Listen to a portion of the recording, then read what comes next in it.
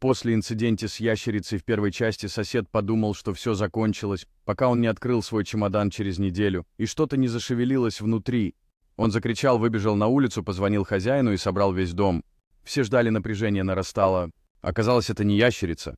Это был движущийся игрушечный хвост, который его шутливый сосед положил, чтобы отомстить за последний крик. Теперь счет 1-1, и битва продолжается. Оставайтесь с нами для части 3 «Бой подушками судьбы». Непредсказуемые события ждут нас в следующей части. Подготовьтесь к смеху и неожиданностям. Эта битва будет не просто игрой, а настоящим испытанием. Каждый удар подушкой будет иметь значение. Победителей не судят, но веселье обязательно. Готовьтесь к неожиданным поворотам и смеху до слез. Это будет незабываемая битва, которую никто не захочет пропустить. Не забудьте запастись попкорном и устройтесь поудобнее. Приготовьтесь к веселому и напряженному шоу, которое разгорится прямо у вас на глазах.